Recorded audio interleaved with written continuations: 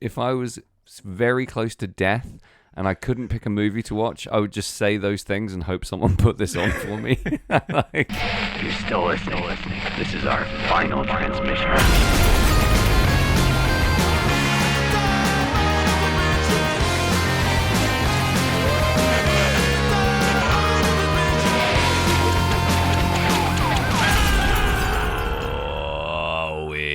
Jamie, it's me, Sam Russo, it's Jamie Carruthers, it's the Final Transmission podcast. It's one horror movie per week from the dawn of time until the end of time, the imminent end of time. How are you, Jamie? I'm fantastic, Sam. I'm having a really good day. How about you? Yeah, willkommen ins podcast. We're here to talk to you today about a horror movie. Well, I'm addressing the audience, not you. I'm looking at you, but I'm talking to them. Okay. I heard you say well, and I'd like to hear more. I've picked the movie that we're going to talk about. First things first, I want to say that if you haven't watched the movie that we're going to talk about, which is called Miracle Mile from 1988, stop, and you want to listen to this podcast, stop listening to it now. Go watch the movie. Immediately. Because as spoiler-free as we're going to try and be before the break, this movie is best enjoyed with no knowledge about anything that's going to happen in it. Nope. All you need is the title. And when you need to do what I do with hockey highlights, which is hold your arm up over the entire screen, except the bit that you're selecting that says the title and play, and then watch it so you don't know anything about anything. Yeah. So anyone that hasn't seen it has now fucked off and hopefully come back. Oh, you're back. Yeah. Welcome back, guys. Welcome back. We're well back. played. You did it. Well done. Yeah. You win a prize. The prize is that you now haven't had this movie ruined for you. Your prize is a pint of Baileys. Sit down. So it's not a horror film in the truest sense, in the traditional Final Transmission sense, I would say. Is this your formal apology? Is this where you tell people that we've jumped the shark, we've broken brand, we've strayed, we've wandered? No, I think this film is horrifying enough and deals in real life horror in a way that I think is interesting. Sort of real life horror colliding into Hollywood like romance dreams. It's worth saying now that it's February, so we're doing a month of movies about love, romantic. February. I don't think we're going to call it that. Oh, okay. Well, I thought we'd workshop this and it was ready. Yeah. Okay, we're not doing February, everyone. Apparently bras aren't romantic enough for Jamie. I mean, I'm sorry that you wore one specifically. Yeah, I'm wearing my best one. Which obviously you would have seen if you were watching the Patreon version of this. Yeah, if you'd put your hand in your pocket, you could see that bra, but no. If you see me in his bra, you're definitely putting your hand in your pocket, I'll tell you that. Now we're in the spirit of a romantic month. Now we're talking. This is territory I'm much more comfortable in. Not that January wasn't great. But February is going to rip. So I wanted to pick movies that I thought had a bit of romance to them. And I'm now realizing not movies that are just full of bras. So I'm just going to adjust my notes a little bit. Shuffling paper here. Be right with you. I mean, spoilers, I really love this movie. And while it isn't a traditional horror film, I think it just about fits the bill and will squeak through on my podcast where we make the rules, Sam. We make the rules. Exactly. So we should segue smoothly into you synopsisizing this film before I tell you something absolutely fucking insane about this film. Okay. Well, before I synopsisize, I want to just say, so I think I saw this movie for the first time maybe 12 years ago. That's ages ago. Yeah, 12 years ago. I was, 27? 12 years ago. Okay. I was able to figure out when that was because this movie was recommended to me by a friend of mine called Christy Jett. Is she a superhero? She's got a superhero name. Yeah, she was a horror critic and a cool person, and we would talk about movies. So it's 2012. You're in a spooky mood, a spooky time. What do you remember? I remember Christy telling me, make sure you don't read anything about it, just watch it. Good advice. Which is advice that I want to pass on to literally everybody. I remember loving it. I remember being just completely blown away by not knowing what was going to happen, and then stuff happening in front of me. There's a lot to be said for not knowing anything about a movie that you're watching that somebody else has recommended anyway, right? I know that I don't look at anything about a movie anymore for obvious reasons that we've talked about, but the whole beauty of someone recommending you a movie is that you trust them and their taste, and they give you something as a gift, and then you enjoy it completely without expectation, except that somebody you likes it. And I think that's really cool and very fun. Yeah, well, I think particularly with this movie, because the way that the first section is completely at odds with the latter part of it. It's just something that you don't see coming if you don't know. And so I think it's really important. Unless you read what the first 7 words of the description of it in every format, including basically the cover. Like it's almost impossible to avoid the spoilers of this movie. Yeah. Which, I mean, obviously we live in a world where that's okay, but I think like on the Prime version that I sent you, on the web version, it said like, I don't know, it was like a 1-sentence review. It's like things start going wrong for Harry after he meets the love of his life. And like that's all you need to know. Yeah. I mean, the synopsis that I wrote, I thought I would do the synopsis, is jazz musician Harry Washello meets the girl of his dreams, and things are going really well until he sleeps through his alarm and answers a wrong number at a payphone. Perfect. That's all you need to know. That's absolutely perfect, Jamie. Thanks, mate. What's the Love that shit. insane thing you want to tell me about this movie? You'd seen it before. It's more insane than that. I would go as far as to say that there will be people listening to this who will call bullshit on this and say that I'm making this up. I have never seen this film until I watched it for this podcast. Sat down, watched it with purpose, intentionally for the podcast. Never seen it before, never heard of it before. I have dreamt this film before. I'm not kidding. I've had a dream, almost I would say like not recurring in the sense that it's the same every time, but I've had a recurring end of the world dream about a nuclear blast that I find out about over the phone. It's not always a payphone. It's not always me picking up a call that's meant for somebody else, but I find out over the phone, and then I try and convince everyone that the world's going to end, and nobody fucking believes me, and I have to go on a madcap, crazy-ass adventure running around some city, quite often a Los Angeles-esque city. There's always some kind of love interest happening at the same time that's pulling me away from my primary goal of trying to save the world, but having no idea how. And this dream I've had several times, and there's been bits where I'm drowning in a vehicle. There's been bits where I'm running around a diner trying to get people's attention. There's been bits where stuff's been blowing up. There's been bits where everything's silent. But I've had this film as a dream, and watching it scared the living shit out of me for that exact reason. So this is a horror movie specifically designed to scare you. For me, Kevin McAllister, yeah. I just can't explain it. I have definitely never seen it. I know I forget sometimes if I've seen something in the past. This is in no way a forgettable film. You would never forget a Kurt Fuller movie. No. I mean, there's a lot of things I would never forget about this. I'd never forget a Denise Crosby movie. That's 100% for sure. So, inexplicably bizarre parallels there, in my opinion. Yeah. Is that weird? Yeah. But I can see it. In my notes, I wrote like, obviously, I mean, we'll get into stuff later, but I wrote in my notes that we talked a lot about like old New York and that being a place that I want to live. And I'm watching this movie and I'm like, Sam wants to live here. This is Sam's dream. Yeah, definitely. 100%. And like, yeah. Turns out it literally was your dream.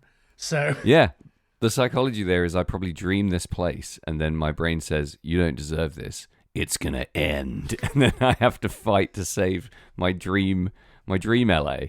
Yeah, it was such a bizarre experience. I was like agog watching this film because of that. Whether or not I like it is an entirely different story, but it was so acutely similar to dreams I've had. It's bizarre. Well, that is bonkers. Very strange.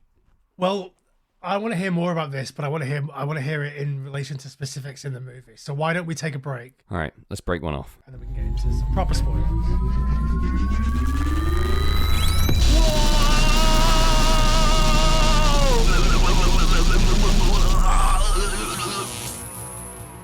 Oh, shit.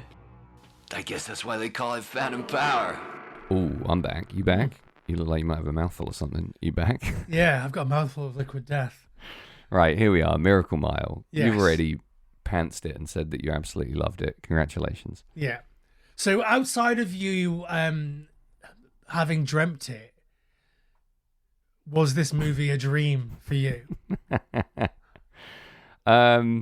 Twofold response. One, I had to divorce myself from the insane deja vu I was having watching it in order to actually watch it and Yeah, not of course. just freak out. And that was a bit of an effort.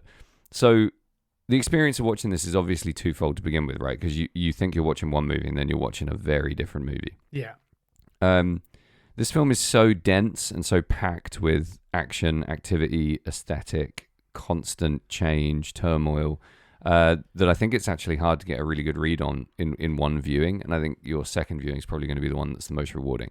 But having only watched it once and 1,000 times in my dreams, I thought it was absolutely magnificent. Just jaw-droppingly good. Like, so unpredictable, so fun, so wild, so untamed, so genre-free. Such a refreshing blast of a film, no pun intended, from start to finish. So I picked this knowing that it was a little bit off the beaten path for us because it's not really a horror film. But I picked it knowing that this is a film that Sam Russo will love. And I've predicted some of those before and been maybe wrong. But like John Hughes' sort of quirky romantic comedy into apocalyptic nightmare bomb scenario full of TV character actors shot like a TV movie in 80s LA. Like I knew that you would love it. Just if I was very close to death and I couldn't pick a movie to watch, I would just say those things and hope someone put this on for me. No, actually, that's not fair in the slightest. I would say those things and you would put this movie on for me. No one else would have the savvy to piece together the clues. It really ticked a lot of my boxes, and when that happens, I don't have this gear that clicks in like you should try and be a little bit objective about this. Nope, I'm just going to enjoy it. So I just soaked it up, and I was riveted.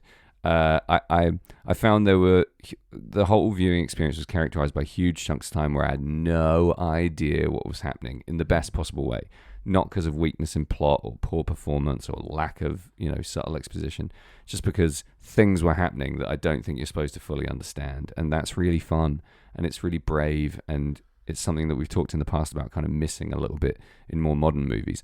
But this feels like a movie that had fucking nothing to lose and everything to gain. And I strapped in and chowed down on that feed bag like a hungry pony, Jamie. It's so insane. There are moments, even now, when I've seen this movie like, 10, 15 times.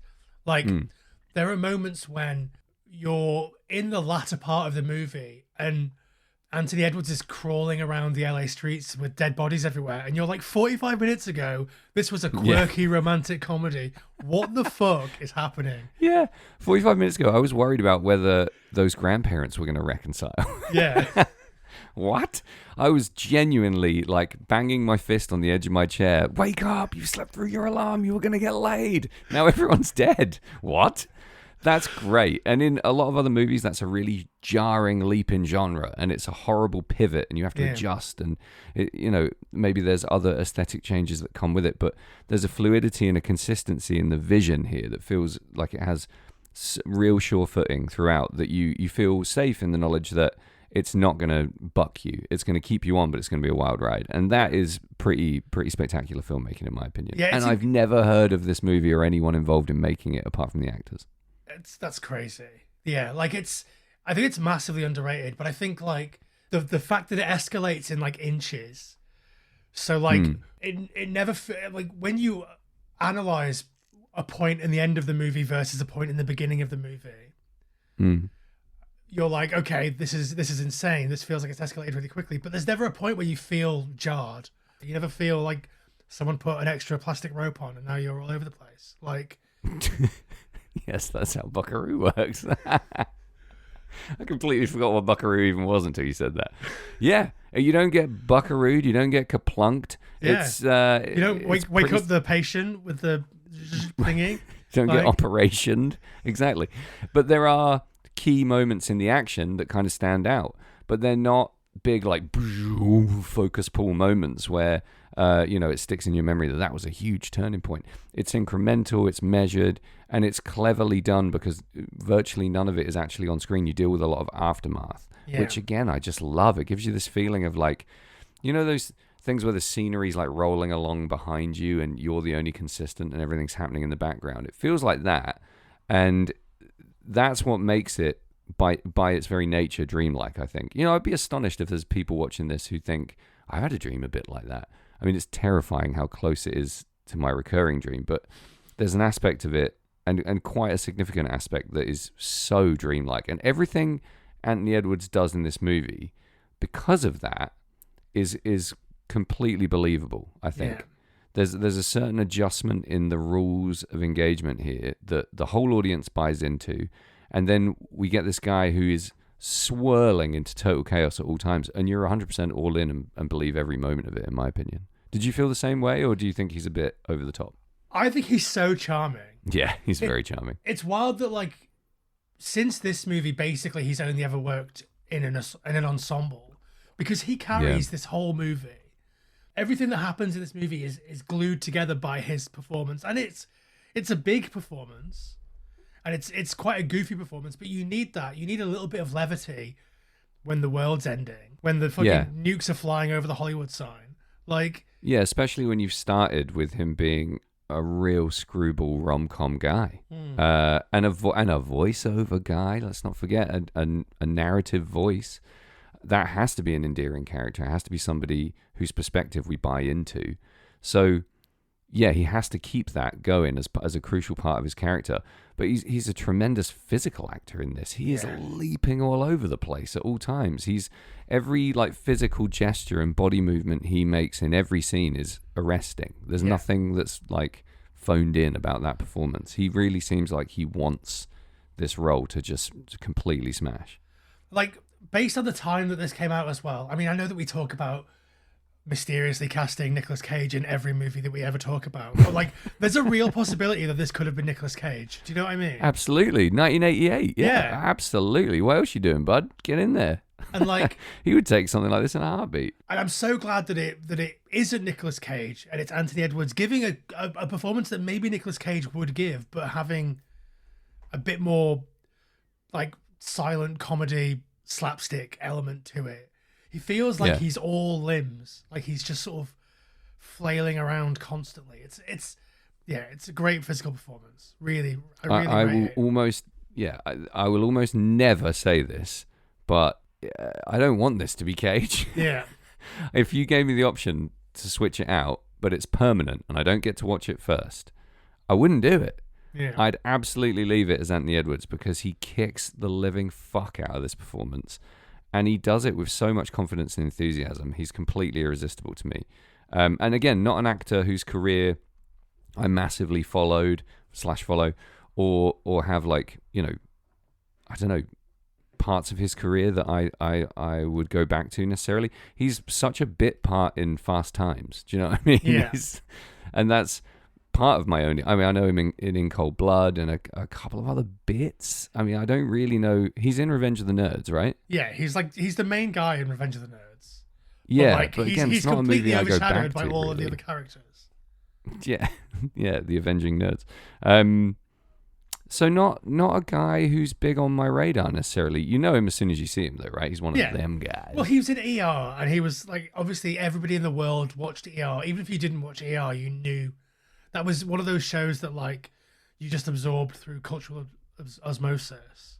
Like, just you all knew George Clooney, you all knew Anthony Edwards, you all knew the guy that got his arm chopped off by the helicopter twice. Pretty sure that happened twice. I think he got both his arms chopped off by different helicopters. Brilliant. I mean, speaking of helicopters, this will annoy people. He's in Top Gun. So. Yeah. Famous helicopter movie. He's in Pet Sematary 2. He is in Pet Sematary 2, Your Law and favourite Order, movie, Special Victims Unit. Your favourite movie of all time. Pet Loads Sematary of good 2. stuff. So, one of his only solo leading roles, I think, that I was able to find. And again, he's also thrown in with what I would hesitate to call an ensemble cast in this movie. You can't say because people come and go like the absolute clappers in this film. You learn not to get attached to anyone because they're in and they're out. When he first gets the phone call from Chip in the bunker in North Dakota, you sort of think, okay, we're going to spend the rest of the movie in this diner with these characters. I 100% made the same assumption. We're in the mist, Yeah, waiting for it to happen. And then, I mean, they all disappear basically immediately. Yeah. The sacrifices that are made by leaving that diner cannot be underestimated. I wouldn't leave that diner if you paid me $1 billion. Can you imagine? You walk into a diner, right? And there's, first of all, you're walking in and you're basically, well, okay, the incentive is that later on, if you leave the diner, you might see Kurt Fuller. Would you leave? Because while you're there, you've got Robert DeQuay, you are Anthony Edwards, so you're winning already. You've got Denise Crosby. Yeah. I'm sorry, what? Denise Crosby. Fucking You've got Earl Alan Bone's there. Rosenberg. Huh? Yeah. You got Earl Bone in there. Yeah. You've got and Fucking Doc maybe Silverman later himself. on. Like. Exactly. So you've got Silverman himself. You've got, you're in there with Star Trek's finest. You're in there with Terminator's finest member of supporting cast. It's a great place to be. I mean, Alan Rosenberg, I could sit and watch talk about nothing for 100 years. Yeah. I could watch Alan Rosenberg read me teletext for 100 years, and I'd be perfectly happy. I'm not leaving that diner. But what does the movie do? Well, I'm glad you've enjoyed those characters. Yank, you're out of there, and you're not seeing any of them ever again. Goodbye. As if it's hard enough watching Tasha Yar die once. Now I gotta watch her die in this? Agony. Yeah. My overriding memory of Alan Rosenberg is him being like Sybil's ex-husband in the sitcom Sybil. Yes. Which I used to watch it like every day, and like I didn't get a single joke. Do you know what I mean? Why the fuck were we watching Sybil? Like we were like 11 years old. Why are we watching? I was watching Sybil? that and I was like, "Ooh, Sybil's over. Time for Mad About You." I don't understand anything that's happening. I mean, Sybil was allowed because her daughter was Alicia DeWitt, right? Alicia Witt, who was a mega babe. Rosenberg. A mega babe then and a mega babe now. Well, you know what you know and love him from, though. You must have leapt out of your seat when he first came on in Bosch. Yeah, of course. Good, because he's great in that. Not in it enough would be the story of his life, I would think, maybe. He's Thomas the Apostle in The Last Temptation of Christ. The Willem Dafoe Jesus has sex movie. He feels like he could be in literally anything. Yeah. I just feel like this is a guy with massive untapped potential. One of the all-time great voices, such an interesting face, incredible hair, and such a presence. Always this like relaxed, easy, gentle, firm, interesting, boundless depth to almost everything he touches. Love him to bits. Yeah, I mean, if by staying in the diner, you don't get to watch the amazing reconciliation with Julie's grandparents, then maybe I'm leaving the diner. I might leave for that more than for Kurt Fuller. Would you leave for Brian Thompson very threateningly telling you that he'll fly your helicopter as long as he can bring his boyfriend? Yeah, I love Brian Thompson. I wrote Chunky Muscle Idiot. I love him. He's so good. Terminator, again, another Terminator guy. Who's in a whole load of X-Files. That's my overriding memory of him is from X-Files. I dropped a hard C-bomb just then, just like Kurt Fuller does in this movie. It's so jarring to hear the word cunt come out of Kurt Fuller's mouth. It's surprising. Really? He says it with such venom as well. Yeah, hard C-bomb. Some other bombs as well. I mean, there's Nuclear. lots of bombs, but the C-bomb lands the hardest for me. Was that the hardest one? Yep, that C-bomb brought a city to rubble. Gross cover, I'm just noticing, because obviously I haven't looked at any of this until I started digging. Well, so my VHS looks like this. Ooh, better, I would say. What Jamie's holding up, if you're not paying for the Patreon right now, is a large smoky explosion that looks like it's kind of behind but also in front of what doesn't really look like the LA skyline, with like a reflection of it in some kind of body of water in the credits, and Miracle Mile written in the same font as the cover of The Faculty. What I'm looking at looks like an Echo Press Charles Bukowski cover, burning palm tree trash. Like, we do need to talk a little bit more about the events that unfold in this movie. It's incredibly difficult to track in retrospect. So, is there anything that happens in this film you want to really pin your dick to in particular? Just to stop it racing away. I mean, I mentioned it before, but I really love the reconciliation with Julie's grandparents.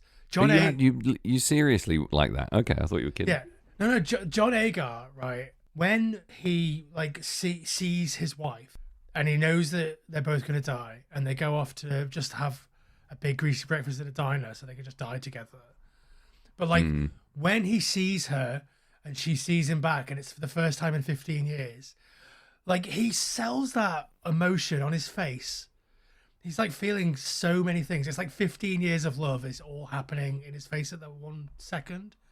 And like, it's true. The idea that a character as dumb as this, that 20 minutes ago was like, hey guys, want to get a tube steak? The idea that he has the capacity to articulate a moment like that without words.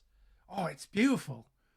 Like, it is beautiful. It could pass you by, and yeah, it's not lost on me that he goes straight from tube steak to big breakfast. He's killing it, living his best death. Obviously, John Agar has had a long career, but this isn't a movie with like subtle facial acting in it. So the idea, I mean, it's not specifically subtle facial acting, but it's wordless like face acting, and like this movie doesn't have an awful lot of that. So. So the idea... It's funny for the first time in a while as well. That whole interaction's pretty funny. You know, they are joking around, and it's good fun. Yeah, and they're arguing in the car, and then like they realize, why are we arguing? We're going to die in 65 minutes. Yeah, it's a profound little scene. It hadn't hit me as much until you broke it down like that, because so much was happening. Yeah. But yeah, it's definitely a really poignant little moment. Cool characters, a cool thread to follow through. Great way to bring them back. No fucking notes, bud. Yeah, I like that a lot. I really also quite like... I sort of hate the character, the guy who like basically Harry carjacks, and then he ends up getting shot and they're in the department store, and he's dying in the department store. Yeah, like that scene is really brutal, but I hate that character. Yeah, really? Well, I just think he made some bad decisions. I think like what that moment serves to represent in the film, and I think it's one of the really good things about the movie, is that he doesn't know about the atom bombs that are coming, the nuclear bombs that are coming. He thinks that it's a plant meltdown because that's what Anthony Edwards told him. Yeah, and lots of good lies from him in this film. Well, so I think the film wants you to believe that there is no nuclear attack coming, and that Anthony Edwards has single-handedly fueled this entire citywide mania. Yeah.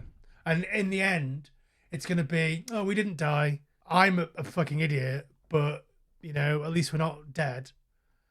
Like, everybody looted all the shops and killed a bunch of people or whatever. Shot a newscaster live on TV, but like... Yep. So you think that's a deliberate... Because I felt that way throughout the movie. I thought this has already been... It hasn't been twisty, but it has played with my expectations. So maybe it's playing with them to the extent that I'm being fed big dream vibes here. Is this going to get to a point where he fucking wakes up like he never woke up from his alarm in the first place? There was a real power cut. His alarm didn't go off, and then he wakes up, and then maybe he goes to the window and a nuclear bomb goes off. That was what I thought might happen. And I'm really glad it didn't, because what we got was way better. Yeah. But I didn't know what was going to happen, in all honesty. I didn't know what we were supposed to believe. So you think it's trying to mislead you to make you think maybe being duped? Maybe not trying to mislead us, but I think the movie gives us enough room to believe that, or for that to be a little possibility that's niggling in the back of our minds, is that... Yeah. Like, because we know that different people believe different things because of the lies that he's told. Yeah. Or the things that he said. So, like, the idea that somewhere, possibly, there's a version of this movie where he got it wrong. It was a prank call. It was a convincing actor, or whatever the transvestite says in the diner. Yeah, the city's full of struggling actors or whatever. Yeah. It's great. I hadn't even thought of that in that moment. Again, all the dialogue in that scene's... It's like they're all acting in a vacuum, but in the best possible way. Yeah. Nobody's really talking to each other in that scene. They're all just kind of delivering their lines, and no one's really acknowledging what anyone else is saying for the most part. It's so surreal. I love it. Yeah, like the Really only good. people that are actually interacting are the transvestite and Alan Rosenberg's character, and they're just talking Yeah. about where to get really good barbecue. I'm listening because I'm like, I want to go to LA and have really good barbecue. So Yep. Phenomenal cast situation there. there's so many just good faces in this movie. Good faces, good heads. Yeah. Everybody's great. Good decade for faces. Yeah. Were you? A good decade for still being allowed to act, even if you didn't look perfect. What was your thought process when Kurt Fuller showed up? Because I don't think he's listed in the opening credits. I mean, pure joy immediately, because Yeah. I just love him so much. I just think we'd be best friends. I know that's naive, but I really think we'd hang. So I was so happy to see him, and I thought, here's our pilot. Here's our helicopter pilot. I'm all in. And he's playing out of type a little bit. He's normally a lot gawkier, a bit of a dork, or at least a very, very straight-laced character, normally in a suit, normally performing some kind of administrative role or high-profile professional role that sort of stiffens him to absolute rigidity. But in this, he's an absolute lunatic. So I just soaked him up. I just thought he was magnificent. And his character evolved really nicely for my money. He starts out mental and a bit like classic LA avaricious douchebag, and then he evolves into naked rooftop boozing maniac seamlessly. All in. When he smashes open that bottle of like Chateau Lafite and just pours it all over his face and is like, it tastes like shit. So good. Who does that? And again, if you wrote that down write that in a script and then say, Kurt Fuller's going to do this, I'd be like, bullshit. Get out of it. That's like a Philip Seymour Hoffman part. Like, there's no way. Yeah. But no, kills it. Absolutely knocks it miles out the park. Much respect, Kurt Fuller. Is Kurt Fuller, like, is he always Russell to you, or is he... Afraid so. Yeah. 100% Russell. What else would he be, really, to a guy like me? Yeah, I think he's probably Yeah, he's in lots of good stuff that people don't necessarily give him credit for. I recommend a skim through his whole bullshit and pick a few movies that look good. Anything rated above a 6 with him in it is great, basically. Yeah. He's so he also sick. does, like, the Walter Peck role in Ghostbusters 2, right? So... Yeah, I would say if you're new, if you're a new Fuller head, full of shit, you should check out his known for on IMDb, because you're gonna get Midnight in Paris, masterpiece, Yeah. Ghostbusters 2, say no more, The Running Man, bad film, good role, and The Frozen Ground, surprising Oh, you outlier love of an The Frozen okay Ground. thriller. Yeah, I like it. You've recommended it to me before. Yeah, good chilly vibes. It's one of those chilly vibe movies. It's Cage doing some of his best Cage, but primarily it's Cusack, which is the big box tick for me. Thriller for maybe for the month of January or whatever the fuck. Yeah, check it out. Check it out last month, people. Yeah, check it out in 11 months' time. Yeah. An under the radar Kurt Fuller recommendation that I want to give is he was in a show called Brain Dead. It's got Monk in it, Tony Shalhoub. Oh, nice. And it's about aliens who come to Earth and they infect the brains of politicians and make them really hardline, left wing or right wing. Okay. And yeah, that's the whole show. It's great. Was it like a sci-fi thing or a comedy? Or... It's it's a sci-fi comedy. It heavily involves one specific song by the Cars. I think that makes the aliens' heads explode. It's very silly. Sounds good. I don't think anybody watched it. No, it doesn't sound familiar, even in like something I'd heard of territory. I mean, I think he has so much room in Wayne's World. Yeah. It is part of what I love about. He's a big part of what I love about Wayne's World. I think he's a really important character in that film in a lot of ways. But he's quintessentially Wayne's World in that role. He just fucking understood that script and absolutely nailed it. Yeah, another guy we don't get enough of, you know. I can still, in my head, always hear him be like, "Great party, huh, guys?" Like, So many good lines. like it's not a good line. It's just a great delivery. Great line. Great delivery of a great line. The line, "Good party, hey guys." That's not a good line. Like that's all. Lines are all about context, bud. Come on. It's all Fuller. He's bringing all of that. I'm a little bit surprised at Denise Crosby's career, A, and B, lack of longevity in this film. She struck me as such a key character in this. Well, and no, see you next. Like, well, what? The point is that they got on the helicopter, right, and went away. Yeah. So, But- like, Put Denise Crosby in a role where she's there more. Like, I get it. Get rid of that character. But she fucking rips. I can't believe they got rid of her so quick. She's in and out. yeah.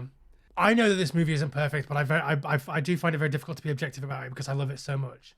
If I had one, Oh, yeah, me too. Let's one not care. Yeah. main criticism about it is that I don't think that Mary Winningham is. I just don't believe anything about that. Do you know what I mean? I know what you're gunning for, and it's hard to say, isn't it, Jamie? I don't think her character is strong enough for me to believe that Harry would do this. I don't think her performance is strong enough to like her particularly. I will absolutely hammer down on this. A complete lack of magnetism to her portrayal of this character, which does make it slightly harder to believe the urgency of the romantic relationship. She's not enchanting enough. She doesn't, admittedly, she does say to him, "Go and have a nap, I'm going to bang you," which, as we know, is 100% going to make you fucking dive headfirst into a nuclear bomb to reach that woman. What she actually says is, on the third date, this is the first date, on the Yeah. third date, I'm going to screw your eyes blue. Which I... Again. Shit, you would get home and be like, that sounded really exciting at the time, but screw my eyes blue? Is she drunk? What the fuck? Like, yeah, she nothing she does really lands enough for you to buy it. Yeah. But, you know, because we're just being led ahead by Anthony Edwards in this, we believe anything he does. That's the strength of the performance. We even buy this kind of bullshit relationship. Yeah, like they've been on one date. They met that afternoon, right? Isn't that the point? Yeah, but the whole thing is obviously he falls in love with her immediately, doesn't he? He feels like he's missed his chance, and then wham, there she is.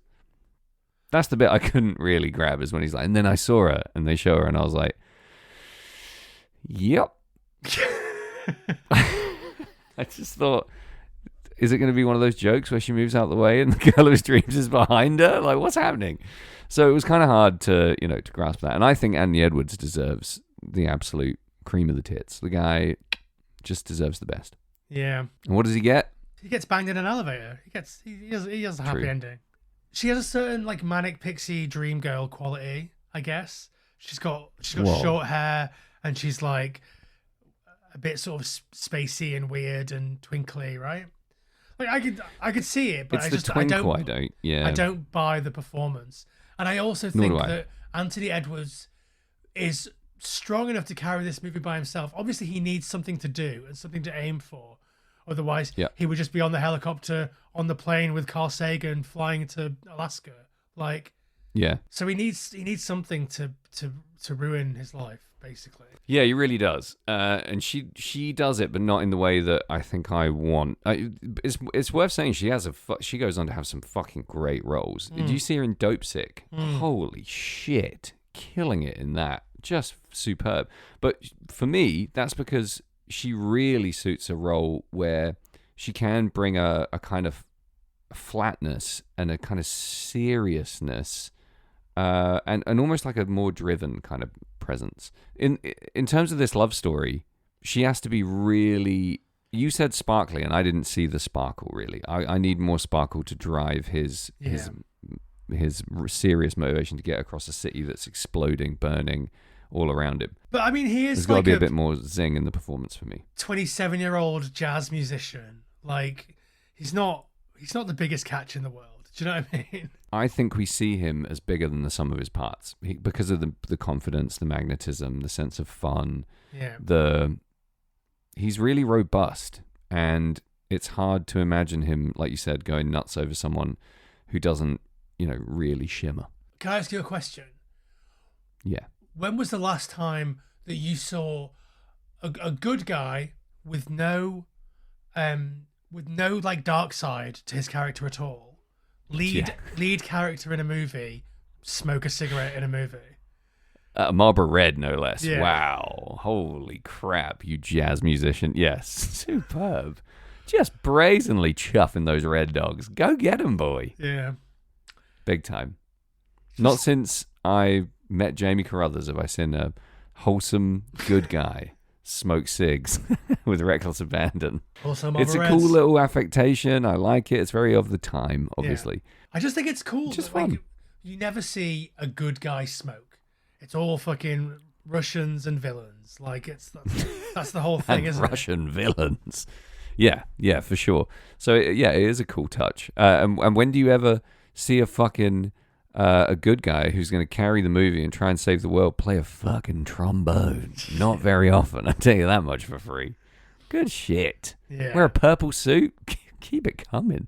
It's full of so much stuff I shouldn't really like now that I think of it. But wow, yeah, smoke that cig in that purple suit trombone, man. Let's save the world. A thing that I do like, and can you guess what I'm going to say? I love it when the cops die. Oh, for fuck's sake. I had a whole section set aside for this. So my big question for you, Jamie Carruthers, is how do you feel about these cops dying, though? Because I watched this scene, and it's a different context to the usual, haha, yeah, you got fucking hit by a snowplow, pig. This is a little bit different because it's not a horror movie. They're not necessarily the antagonists of the whole movie. I mean, they're the Hey, LAPD. They are the antagonists. They're not the good guys. Let's be definitely not. They're the good guys. LAPD. Like, Yeah, at the end of the world. Can you imagine? Is there a worse guy than an LAPD cop at the end of the world? Fuck off. yeah. So, but what did you think? Because the death Look, if was they kind of didn't painted. die, they would have done Rodney King. So, You're supposed to believe, while this scene's happening at least, that there's a bit of a whoops. Like it's not like a righteous cop killing, is it? There's a bit of an edge of sympathy to it. But I want you to walk us through your feelings about these cops haphazardly burning to death at the gas station. well, I think it wouldn't be an 80s movie if someone wasn't on fire. Fucking A, right. And praise be. Yeah, the same way that it wouldn't be an LA movie if there wasn't a coyote in it at one point. True. But like, it's a silly little moment, I think. The idea that like the guy chucks all that fucking petrol on them. Wilson chucks all the petrol on them. What does he hope to achieve from that? That's where my attention was firmly fixed on the movie the whole time, but something shifted in me when that happened that told me this movie was probably going to go to much darker places than I thought it would. Yeah. Because that is an incredibly dark move. I've read about that happening in real life, and that is one of the most fucked up things you can do to a person. Yeah. To do it to a cop, I'm sorry, what? To just spray petrol in their face? Is he compass mentis enough to be like, if I pour petrol on these police, then they cannot discharge their weapons? They can't discharge their weapons. They have to deal with that immediately. You're getting away, is the Yeah. bottom line. If you do that, you're free. Because nobody is going to I guess I'll just carry on soaked in gasoline. You Yeah. have to go and change and wash it off. And it burns your skin. It's in your eyes. You can't see. You can't really breathe properly when you're soaked in gasoline. So dark as fuck and good move, bud. like, sure, but like they do discharge their weapons and therefore burn to death and also blow up a gas station. So, Which, I mean, what do I love more in the world than gas stations? When they blow up. yeah, That's I all play I Fortnite with you. You cannot drive past, you can't walk past the petrol station in Fortnite without blowing it up. Dude, I can barely walk past a real life gas station without blowing it up. I just love it. It's one of my favorites. I'm so glad that you liked this, Sam. I really, really thought you would, but there's always a worry. I was worried I wouldn't. Yeah. I don't know at what point that changed. It was only a couple of minutes in, but there was a moment at the beginning where I was like, Jamie really thinks I'm going to like this. I don't want to let him down. And then it started, and I was like, ooh, looks a bit jank. Oh, no, I'm in. Yeah. It was that quick. So, like, what I love... I mean, I love lots of things about this movie, but a thing that permeates the whole thing that I really love is that the threat of nuclear war or like nuclear desolation of the entire planet and the paranoia that could happen was so strong that not even this quirky romantic comedy is safe. The idea that like that is so powerful that like it's just going to bleed into literally everything. And like it's not an accident that this movie's set in LA. Like it's not an accident that we see the Hollywood sign and like we feel it doesn't look like a Scorsese movie. It looks like a TV movie. But, oh yeah, for sure. That's why I'm all in. But like it has lots of LA things that we think of. So we're already in like a Hollywood movie mindset. So like yeah, the idea that like no movies are safe from the threat, from the paranoia that this is going to happen. That's why I think it's really important that you don't know what you're going to get going in, because the slow shift, like it starts, the shift is nice, and like Chip on the phone, not the greatest actor, but okay, is he the best we could get? Could we not get Charlton Heston to come in and do that bit for him, like in Wayne's World 2? Like there you are. Now we're talking.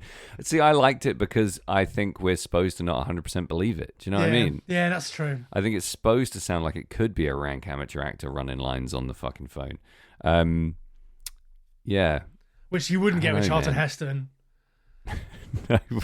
Running his lines on a payphone, yeah. Probably not.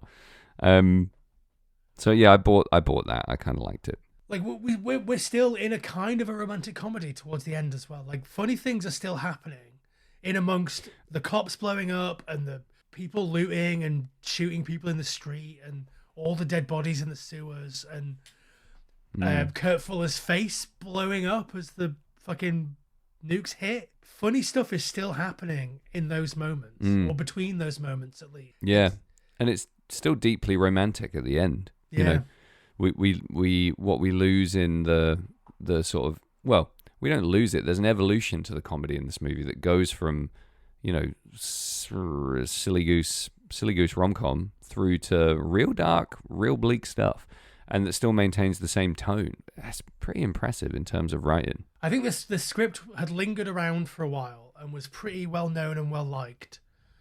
Really? But didn't get made for a long time. And I think it's bonkers that Steve DeJarnett didn't make another movie after this. I know. What a statement piece to just walk away after. Well, he didn't walk away. He made Done. like he directed a bunch of episodes of fucking Lizzie McGuire. Like yeah. I mean, like, walk away from art, I guess. Just be like a career Hollywood guy. Like, yeah. And I think, I mean, if you have what we have to call, unfortunately, in this demented world, a failure, I guess, of a movie like Miracle Mile, what a thing to have to say. It probably does hurt your chances and put you in a place where I mean, imagine what it takes to make a movie like this. Can you imagine the energy you expel making this movie? And then they're like, well, that one didn't really work out. Why don't you try again? You should be like, oh, are you fucking kidding me? I'm just going to direct shit TV and still be a millionaire. Thanks. Yeah. Hard. What I think probably happened, and I don't know this for sure, this is just a pure guess, but I know that obviously he wrote an episode of The X-Files. I don't know if The X-Files had like a writer's room in the traditional like modern context, or if they just sort of farmed out episodes to people, because it wasn't a narrative driven show. Obviously there was narrative that drove it, but there was it was episodic, and there was whole episodes of the X-Files that were written for other shows. Like absolutely, total fucking crapshoot for a few seasons there. Like I can't imagine like him sitting in a room with the guys that wrote like Jose Chunks from Outer Space or Millennium, your boys, like those things. So like, but I know that he also is credited as like as a creative consultant on like 3 additional episodes of the X-Files. So interesting. What that makes me think is that this script was around for long enough and was really, really highly rated without being made. People loved it. So I think probably he has done quite a lot of work as like an uncredited script doctor, just doing like polishes or like uncredited drafts on scripts Yeah. since this movie came out. I could buy that 100%. Enormous amount of talent based on this movie alone. Yeah, and like we know that like writers in Hollywood do that. Like Tarantino's done loads of uncredited like script polishes. We know that Kevin Smith has done stuff like that. Like people that have these like unique voices. I don't know if maybe putting Steve DeJarnat's voice in with Quentin Tarantino and Kevin Smith, but Even for us, that's a little bit of a leap. yeah, But it's still a real statement piece of a movie. Do you know what I mean? It makes me think of like, do you know off the top of your head who directed Kiss Kiss Bang Bang? Shane Black. Right. So for me, it's a Shane Black like, Yeah. not in terms of like similarities of the movies, but it's a statement movie in that regard. Hard to swallow, a bit of a sideways pill, but a fully realized vision, whether you like it or not, kind of movie. Yeah. And that works for some people. They build their career off it. And other people, it's just slightly too offbeat to really land. And I think that's probably what happened with this fucking excellent film, which is a real shame. It's hard to reconcile watching it when it's being marketed at you, because Yeah, true. if you know that you're going in to watch a bleak movie about the end of the world, it's like, why is it a TV movie about two goofy kids falling in love? Yeah, why am I laughing at all, let alone all Yeah. the time? so like it's hard to market this movie, and it's hard to be marketed this movie. Yeah, because then after you've watched it and said those things, your like movie buff friend next to you is like, yeah, but it's a commentary on the Cold War. And you're like, shut the fuck, I don't want, what the fuck? Yeah. You know, like it's even harder to swallow when you start digging into it. So it will probably be defined by its legacy, which is a fucking sick cast, a great time, lots of action, bags of fun, and a real high and tight, you know, piece of movie making from start to finish. Do you think it's a fairly deliberate choice, or do you think it's completely and strictly budgetary that this film has I don't even know if this is true because I've only watched it once, but it felt to me when I was watching it like there were more sets and more kind of visible aspects of the visuals later on in the movie that felt set-like or deliberately unreal looking. Like the way things are lit start to look a little bit like they could just be pulled away and you reveal that you're on a movie set. Whereas at the beginning you get all these really moody establishing shots of the diner and you get real street scenes and the tar pits are totally real. And then later on, obviously, we're in more heightened action scenes and there's a lot more environment changes, etc. Is it purely budgetary, or do you think there's an element where they're like, we want to make this look kind of unreal to just keep you on the edge of like, is this really happening? Yeah, that's a really good question. Like the road scene where he's like trying to get like across the road and everybody's looting and there's cars everywhere and he jumps on someone's car and someone starts shooting at him. Like that feels like it's a set. It feels like someone could shout cut any minute. Yeah. But I do think they shot some of that on the actual road. So I don't know if there's like wider shots that are actually there and then they like recreate it in a set. But I know you mean that it does feel there's like a sort of uncanny valley sort of vibe on like the way that it looks, so it feels more like a movie. Yeah, like those shows where people are being set up, like whatever that dumb Matt Dillon thing was, the Pines, whatever, or you know, Truman Show-esque kind of vibes. Or like the end of like Blazing Saddles, or yeah, exactly. Once again, a Blazing Saddles reference, my friends. yeah. I mean, especially like, you know, Kurt Fuller's death scene or his last scene. Yeah. Totally looks like a dumb set. It just looks ridiculous, but it's great for what it is. And I'm wondering how much I'm being led there. You know, it's probably not a set. It's probably fucking real. All the stuff on the roof, yeah, like it looks almost identical to those shots in the room, which are like hammered for how terrible they look. yeah. But like all the rooftop stuff true. in the room, like the I did not hit her stuff, like that's all. It looks identical. Yeah, I mean, it's a real tricky. I mean, you remember a specific scene where? Is this what you were just talking about? Where he's standing on top of a vehicle, he's just climbed out of a building, and those cars are on fire over it. I think that's a real. I think that has to be a real street. But I think like it looks like it's fake, so I don't know if like it's a real street, and they're cutting between a real street and a fake street, or if they're just shooting a real street, but it looks like a fake street, and that has to be on purpose. Like you're like it must be right. Like you don't. No, do people do that? by accident.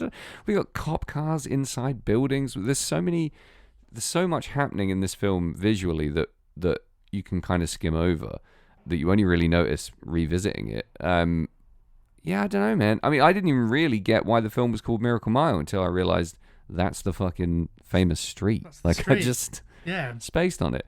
Yeah, there's a lot that you can blink and miss in this, and I'm definitely rewatching. I'm definitely watching with a more more of an eye attuned to the filmmaking, to dig a little bit deeper and obviously just enjoying everything that's happening. But the first time round, I was just in. I wasn't questioning any of this stuff. I have the utmost respect for a movie that just lets the world end.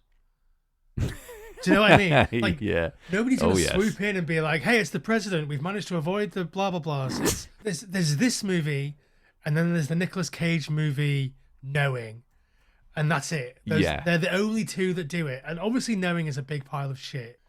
But I have to respect it because they just let the world end. And the other thing is, in this, I don't think you're in doubt that the world's going to end by that point in the film. By the final scene, there was no doubt in my mind that they were going to pull that punch. It just felt like a fait accompli, if you will, Mr. Dejanay. So, well done. Fucking hell, to put a viewer in that position where the entire movie you're questioning the very foundation of the premise. Is the world going to end? Is this actually happening? Is LA even going to end? What's going on? And then for that last 5 minutes, you're like, whoops, it's the end. Definitely. That's pacing mastery. And like the scene at the end when like they're talking about being crushed into diamond. Yeah. Like beautiful writing. Incredible. Really good. You could say it's complete cheese dick garbage, but in the moment, I don't know why, it just kind of works. I mean, it is complete cheese dick garbage, but like, is it the point that this is a movie? Like, yeah, good point. He's talking about Superman. It fucking must be. You know what I mean? Like, yeah. Like, isn't the point that like we're in a movie, even though we're watching a movie, like the movie knows it's a movie, I think, and that's why things look fake, and that's why it's in LA, and that's why it's a goofy romantic comedy where situations just happen. It's almost like a sort of Truman Show, or maybe I don't know if this is even intentional, but I think I read it as like that, as like a breaking the fourth wall, or a like a meta layer to it, where the movie knows it's a movie and is doing movie things in order to sell you, and like the paranoia and the fear of the Russians and their nuclear weapons is just so powerful that it comes into the movie sort of like Pleasantville, like the insidiously just work their way in. So like I don't know if that's fucking Jamie movie wanker smoking a cigarette and wearing a beret thing, but like he did literally change into his beret, by the way, if you're not paying for the Patreon. Yeah. That is a really interesting point, and I think that's got a hell of a lot of mileage. We start with a voiceover. That's telling me that we're in a movie. But at what point does the voiceover go away? Do you know? When does that stop happening? After he gets the phone call, there's no more voiceover, I think. Wow. That's such a stark turning point in a movie that is, I don't know, not given its dues. More Tasha Yar in movies. Do you know Edward Bunker's in this movie? What? Yeah. It's where do they keep coming from? It's a crazy cast, right? Banana dunk. I've said all the things that I want to say, so shall we take a break? Yep. Spoiler, 2 out of 10. Talking about 2 out of 10, just before we go for a break, I wanted to just give a quick shout out to our sponsors, Red Scare Industries, a great punk rock label. The most 2 out of 10 record label in the whole of Chicago. Yeah, check out Red Scare Industries. If you're in the mood for some music to soundtrack your personal end of the world, you could do a lot worse than to hit some of that early Lillingtons catalog. You could do a lot worse than to purchase yourself. What have we got coming up? Some new Elway at some point, I imagine. I've seen some teasy stuff online. They're in the studio. That's exciting. I was making a massive assumption that they're going to be putting that out on Red Scare, but it is open. They could be on Fat Wreck by then. Exactly, right? Huge fan of that record label. Huge fan of most of the people that run it. So you should get out there and check it out, redscare.net. Yeah, I just want to echo the early Lillingtons. If you're terrified of the Red Menace, then some of the early Lillingtons will get you where you need to be. That's the band for you. Do it. Do it hard. redscare.net. Come on, man, this the thing even work? No.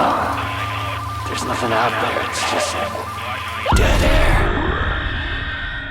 Okay, we're back, Sam. Oh, here we are. Yes, I was ready. Good, let's go. Yeah. So, this is a great movie. I've said everything there is to say. There's very little wrong with it. There are some sort of vague, weird feelings that happen sometimes. That it's like, okay, I know that I'm watching a movie that isn't perfect, but I can't articulate what those things are, apart from Mary Winningham, like not necessarily being strong enough to be that romantic lead in that moment. Yeah. And therefore, it doesn't count. Like none of those doubts count. If you can't name them, they don't count. Exactly. So, I mean, I'll give it 3 nukes flying over the Hollywood sign out of 4. Sick. That's a high rating in a very weird way. Yeah.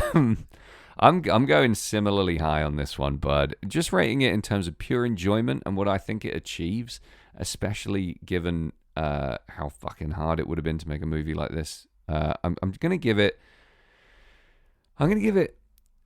2 out of 2 burning cops. The perfect amount of burning cops. Well, no. What's the joke? What do you call 2 cops on fire? A good start? Is that it? Yeah, it's definitely a joke. I don't know if that's the joke. Yeah, I'm going 2 out of 2. Same as you.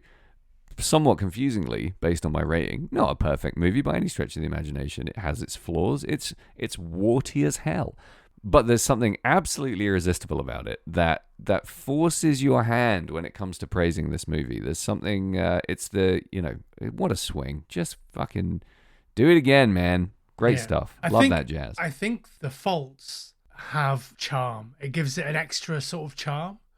It almost feels like the sort of weird TV movie quality of this movie that had, I would assume, quite a big budget and obviously lots of names attached. It gives it like a kind of an underdog quality because you know that, I mean, obviously watching this in 2024, we know that this movie didn't do very well. And we know that a handful of people are aware of this movie. Yeah. So there's already like this wonderful underdog quality to it. And like, so some of the vibes just feeling a bit off. The performances being jarring and weird and not gelling with each other.